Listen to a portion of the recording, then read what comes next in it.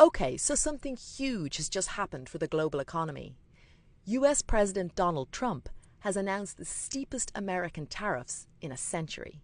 This has big implications for businesses and consumers all around the world.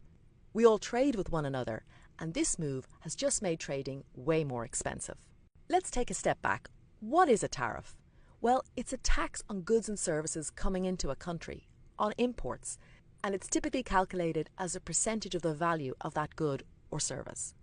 Now, who pays? That's an interesting question. Domestic companies that are importing goods into a country typically pay the tariff, so US companies that are importing goods into the US will pay the tariff to US customs. Importers often then pass that cost on to customers by raising their prices. Trump's tariff plan is sweeping, and it upends the global trading order. He's imposing a minimum 10% tariff on all trading partners, but he's imposing higher rates on dozens of countries that have large trade surpluses with the US. So China, for instance, is being hit with a 34% tariff. That's on top of a 20% tariff that Trump had already imposed. Vietnam is facing a 46% levy and the European Union 20%. The global 10% tariff will go into effect on April 5th, and that's going to be replaced then by those individualised higher tariffs on April 9th. Trump has also introduced a 25% tariff on foreign-made cars and has previously imposed 25% duties on steel and aluminium imports. So why is he doing this?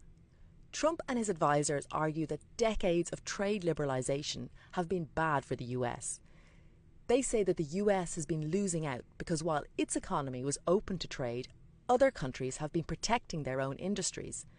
Trump says that by building a tariff wall around the US economy, that will encourage foreign manufacturers and US companies operating abroad to build plants in the US and hire US workers. That all sounds great, so why are financial markets tanking? Tariffs tend to lead to price increases. Those importers tend to pass on the cost of the tariff to their customers. That means inflation or rising prices, which most of us are sick of, and it also puts people off spending, and that's bad for economic growth. Almost all analysts see the end of free trade as a shock to US and global economic growth, and they're going to be revising up the risk of recession. So what happens next? It's not clear how permanent these tariffs are going to be. The White House is saying it's open to horse trading with different countries, so we could be facing months of grueling trade negotiations. And all that uncertainty means it's going to be hard for firms and ordinary people to plan long-term investments.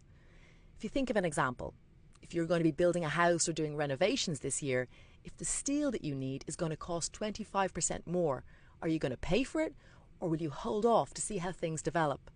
It's that kind of pause that's bad for businesses, workers, and economies overall.